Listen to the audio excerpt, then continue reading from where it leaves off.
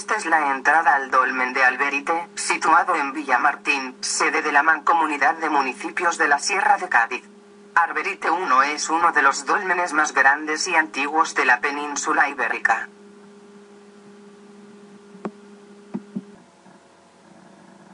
¿Quieres saber dónde están Villamartín y el dolmen?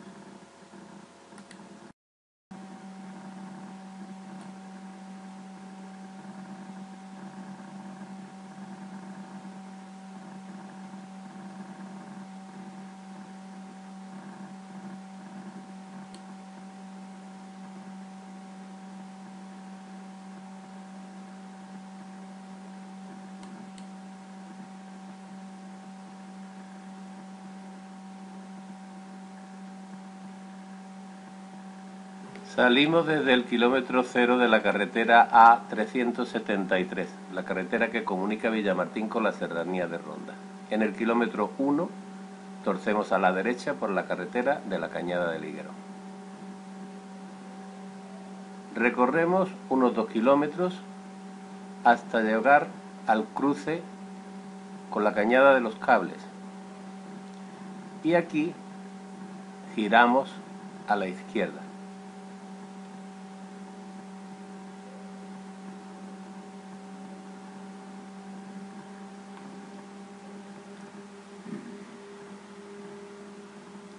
Aquí. Ahora avanzamos 1 kilómetro y 300 metros aproximadamente más por esta Cañada de los Cables y veremos a nuestra derecha el camino del dolmen, que es aquí.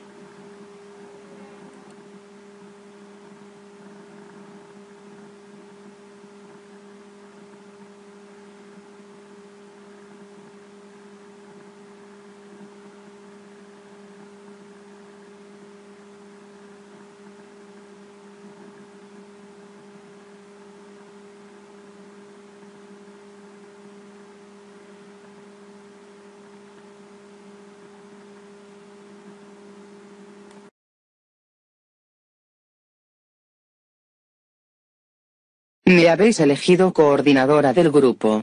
Os diré lo que creo que debemos hacer. Creo que deberíamos averiguar para qué sirve y cómo lo construyeron. Yo he averiguado que un dolmen es una tumba, en la que enterraban a gente importante. En Alberite, hicieron lo mismo que harían los egipcios 2500 años después. No pretenderás comparar los dólmenes con las pirámides. Las pirámides son más perfectas. En 2500 años se puede aprender mucho. ¿No crees? Yo vi un programa en la 2, que se llama Arqueomania. Lo presentaba Manuel Pimentel y decía que gracias al dolmen de Alberite, han cambiado mucho las ideas que se tenían. Pues yo he buscado en YouTube y he visto un video animado que explica cómo se hacía un dolmen. No me digas. ¿Podemos verlo? Por supuesto. Enseguida os lo pongo. Vamos a ver unas imágenes copiadas de un video que hizo la Consejería de Educación, Cultura y Deporte de la Junta de Andalucía sobre Menga, en Antequera. En aquella época el paisaje era muy diferente al de ahora. La mano del hombre apenas había actuado sobre el entorno. Densos pinares poblaban las faldas de las sierras y encinares dispersos se extendían hasta las riberas de los ríos que surcaban los llanos.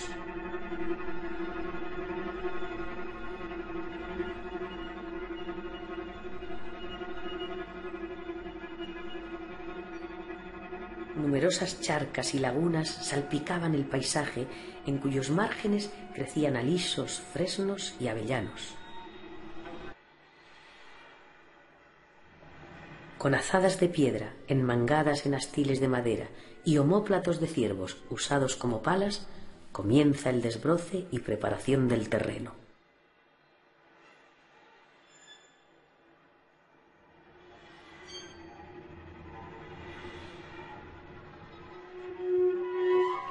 Una vez retirada la tierra y con la base rocosa al descubierto, se procede a regularizar y preparar la superficie para trazar el perímetro de la zanja, en cuyo fondo, posteriormente, se excavará la línea de cimentación de las losas que formarán las paredes del edificio.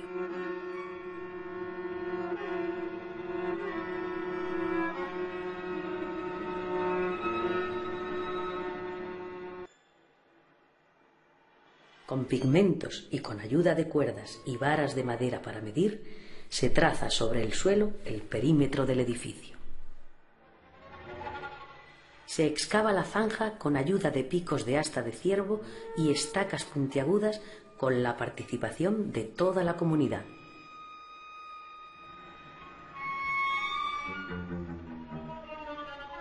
Una vez terminada, se hacen las rampas amontonando tierra y piedras por las que se desplazan y descienden las losas que formarán las paredes hasta encajarlas en las cimentaciones.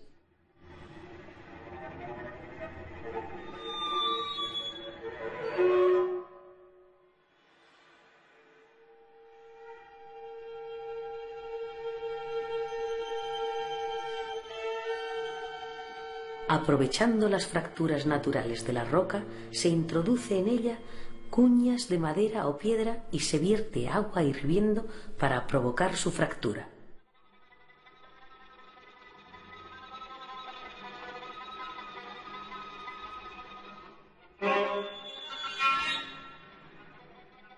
Las piedras, fijadas a una estructura de madera, se deslizan sobre rodillos que se desplazan por unos raíles. El traslado se realiza con la ayuda de todos los hombres y mujeres de la comunidad.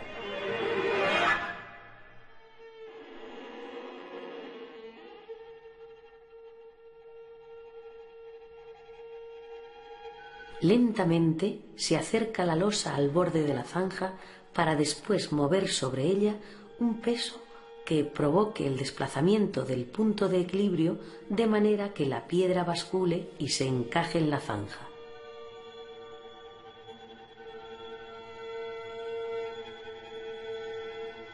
Con ayuda de palancas se sitúa la losa en sentido vertical.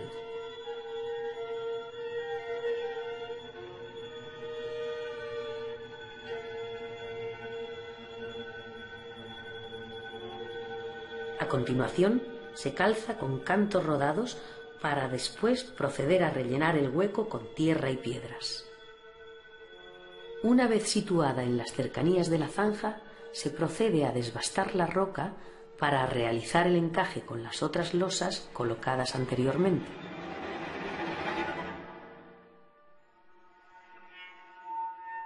Una tras otra se colocan las demás losas que conforman los muros de la cámara, siguiendo un orden preestablecido, de manera que la primera losa sirve de apoyo a la siguiente y así sucesivamente. Ya completadas las paredes del edificio, se colocan los pilares centrales.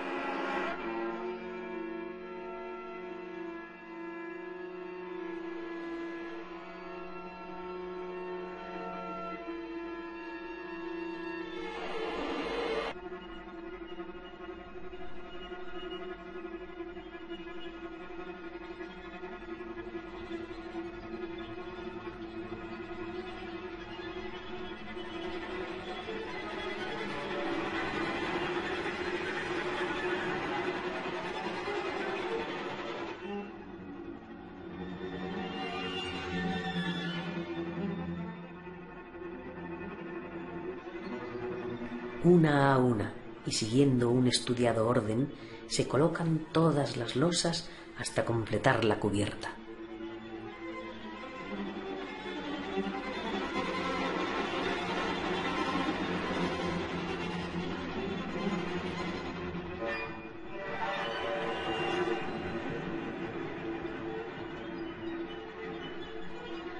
Una vez terminado el proceso, se extrae el material de relleno del interior de la cámara de manera que las losas de la cubierta descienden poco a poco hasta descansar sobre las paredes de la cámara. Por último, sucesivas capas de tierra y piedras irán conformando el túmulo que cubre el monumento, dándole su aspecto final. Estamos en la entrada del Dolmen de Alberite. José María Gutiérrez, el director del Museo Histórico Municipal, y otros profesores nos lo van a explicar. Es un monumento muy destacado, de unas dimensiones, como he comentado, muy importantes. Es un dolmen de galería o largo corredor. Tiene aproximadamente unos 20 metros de desarrollo longitudinal y viene, pues, digamos, compartimentado por esta serie de jambas, ortostatos transversales que van marcando una serie de espacios hasta el espacio final de la cámara, que es donde está propiamente el enterramiento. Las primeras prospecciones, siempre llenas de dudas, anticipan algo maravilloso. En la campiña gaditana ha aparecido un dolmen de dimensiones extraordinarias. Estamos en 1993 y un grupo de investigadores jóvenes, pero con las ideas claras, por así decir, con un método en mente, se hacen cargo de la excavación.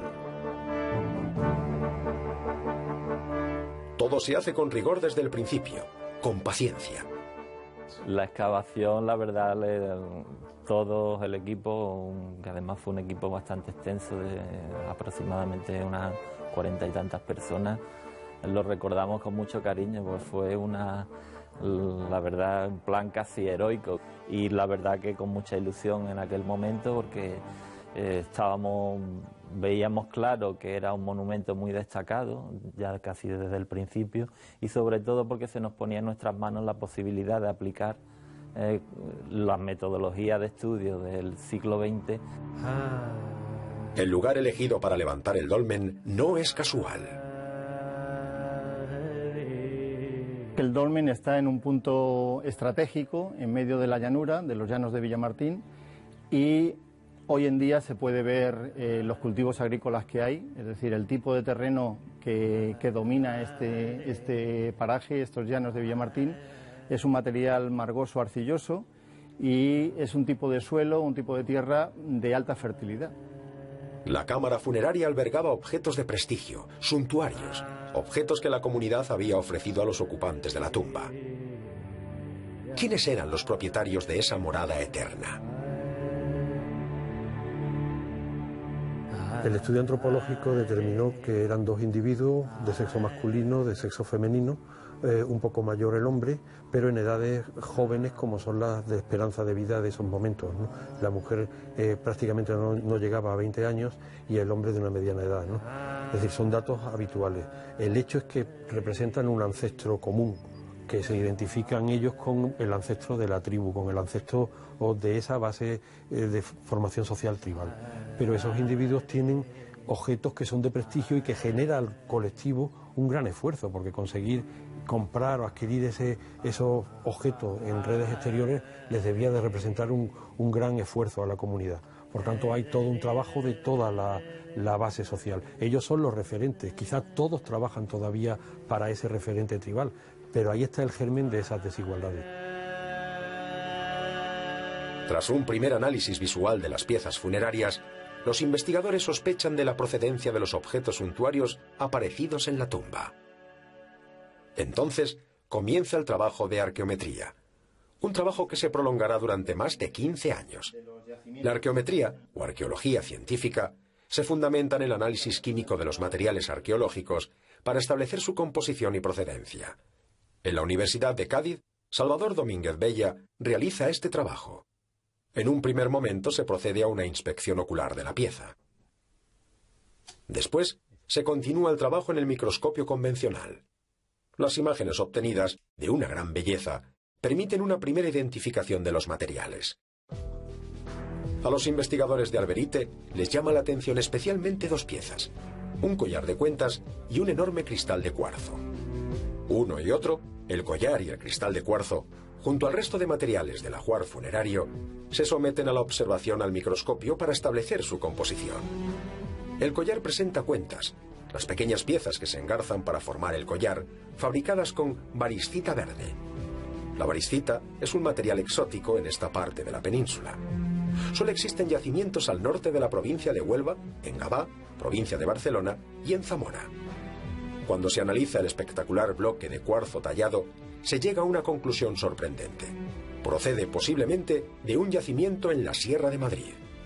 Esto significa que ha existido una forma de comercio o de intercambio de materiales entre comunidades humanas muy alejadas geográficamente, lo que lleva a los científicos a plantearse la existencia de rutas de intercambio. Estamos ante el nacimiento de una forma primitiva de organización social, casi en el origen de un Estado. El dolmen presenta 35 ortostatos en los laterales, lo que vemos en los laterales, y hasta un total de 65 si contamos las piedras de cobertera que tapaban la estructura del pasillo del dolmen. En su mayor parte pues proceden de la zona del Rosalejo, las lomas del Rosalejo, que están hacia el este, los afloramientos geológicos, y que estarían aproximadamente a unos 3 kilómetros y medio del enclave de Alberite 1. En el momento en que excavamos Alberite, se seguía en los años 90 analizando el megalitismo como oriental y con cronologías cortas. Por ejemplo, Menga se consideraba de la Edad del Bronce, del segundo milenio. Los millares estaban, como siguen estando hoy, en el cuarto pasa tercer milenio. Por tanto, la cronología que dio Alberite fue revolucionaria en su momento. Un 4300 quinto milenio antes de la era era bastante fuerte, pero rápidamente lo vimos en el contexto atlántico. En estos ortostatos de Alberite se plasman hachas del mismo tipo que las de Carnac, en la Bretaña francesa. Las conclusiones de las investigaciones actuales dejan claro que el megalitismo peninsular no es de origen mediterráneo, como se creía hasta hace poco. Su procedencia es atlántica. Estamos ante sociedades que trabajaban la tierra y estaban organizadas. Sociedades que empleaban sus excedentes productivos en un complejo proceso de construcción de tumbas, que intercambiaban materiales o productos con grupos humanos establecidos a cientos de kilómetros. Sociedades con una fuerte creencia en el más allá, con una religión compleja que todavía se está comenzando a descubrir. La península ibérica está plagada de megalitos por todo su territorio. Falta mucho por investigar.